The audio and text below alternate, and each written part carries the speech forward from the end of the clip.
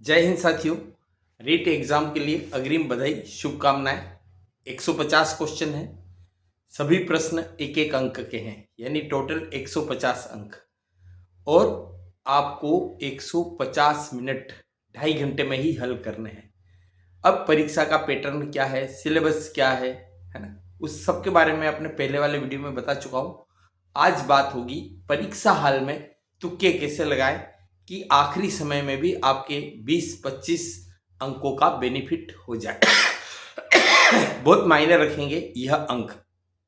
सबसे पहले ध्यान रखिए, पेपर को हल करते समय आप अगर जैसे लेवल 1 के हैं या लेवल 2 में साइंस मैथ्स के हैं तो मैथ्स के क्वेश्चन सबसे आखिरी में हल करिए। ठीक है, आप रूटीन में पेपर हल कर रहे हैं और मैथ्स के सवाल आ गए हैं, जो हल होते जा रहे हैं उनको हल कर लीजिए, और जो थोड़े से भी टिपिकल लगे, लेंदी लगे, टफ लगे, उनको बाद के लिए, सेकेंड राउंड के लिए छोड़ दीजिए।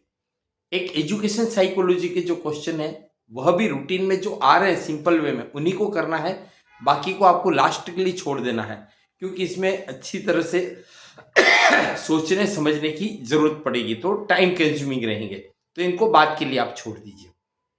यहां पर आप देख लीजिए, माइनस मार्किंग नहीं है, यानी आपको पूरे के पूरे 150 क्वेश्चन अटेम्प्ट करते हैं तो करने हैं। तो कैंडिडेट के मन में लापरवाही आ जाती है, अरे माइनस मार्किंग तो है नहीं।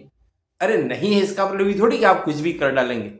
अगर आप थोड़ा सा कैलकुलेटिव होके करेंगे, थोड़ा दिमाग लगा के करेंगे, तो क्वेश्चंस क्या होंगे, सही हो जाएंगे।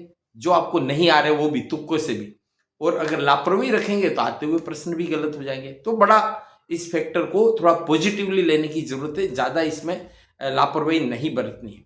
माइनस मार्किंग किस मामले में है, अगर आप चारों ऑप्शन में से कोई भी आपको पसंद नहीं करना है, मतलब उस क्वेश्चन को आपको छोड़ना है, तो आप फिर ऐसे में कौन सा क्वेश्चन अटेम्प्ट करेंगे, पांचवा अनुत्तरित विकल्प वाला। लेकिन सीधी बात है, अपने दिमाग में क्लियर कट रखना, आपको उसको छेड़ना ही नहीं।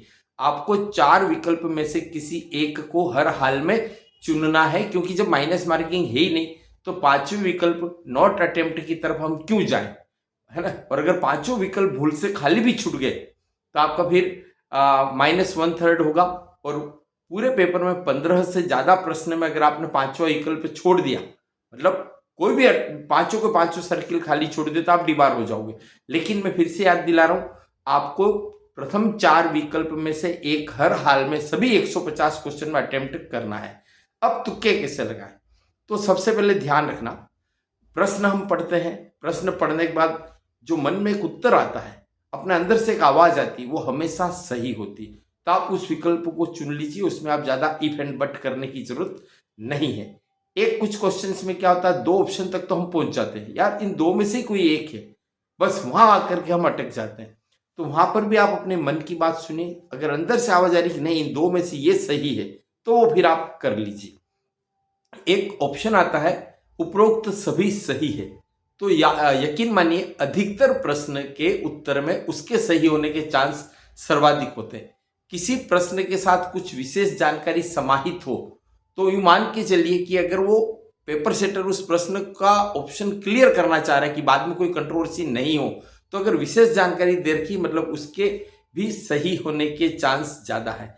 यहां पर एक बात सुनिए, जैसे वो आता है सुमेलित करना, कालक्रम निर्धारित करना, निम्न में से सही कूट का चयन करना, ये कोई बहुत ज्यादा कठिन नहीं होते जितना प्रेशर आता है। एक आध भी सेट अगर सही हो जाए उन विकल्प में से आप, तो आप देख सकते हैं कि आपका बिल्कुल सही बैठेगा।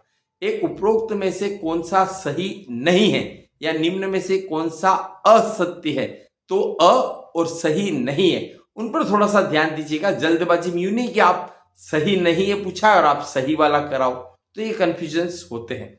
अब यहां पर आप ये तो समझ गए कि आपको सभी क्वेश्चन अटेम्प्ट करने हैं, इसके बाद भी इन सारे तुक्कों का आपने उपयोग कर लिया, फिर भी 30, 40, 50 प्रश्न ऐसे होंगे ही होंगे जिनके बारे में आपको कोई आइडिया नहीं हो। जिन जिन प्रश्न में कोई आइडिया नहीं बैठ रहा है, तो उन बचे हुए उन 15, 20, 25 जितने भी प्रश्न हैं, उन सब में या तो सेकेंड वाला विकल्प सही भरना या फिर थर्ड वाला। ऐसी गलती भूल के भी मत करना कि कुछ में तो आपने सेकेंड वाला विकल्प भरा और कुछ में सही। होता क्या है, मान लीजिए आपने कुछ में 2 भरा और कुछ में 3 भरा, तो 3 वाले में 2 वाले सही हो जाते हैं और 2 वाले में 3 वाले सही हो जाते हैं। ये बात किन की हो रही है, जो बिल्कुल ब्लाइंड क्वेश्चन है, जिनके बारे में आपको किसी तरह का आइडिया नहीं है। तो इसमें आप इस तरह की टेक्निक अपनाइए। 40% बहुत ज्यादा पॉसिबिलिटी मिनिमम, इससे तो ज्यादा ही सही होंगे। यहां पर एक और ध्यान रखिए, प्रश्न पत्र में जैसे जैसे आप क्वेश्चन हल करते जाए, तुरंत हाथों हाथ उनसे संबंधित सर्किल भी भरते जाइए। इसमें किसी तरह की कोई लापरवाही मत करना।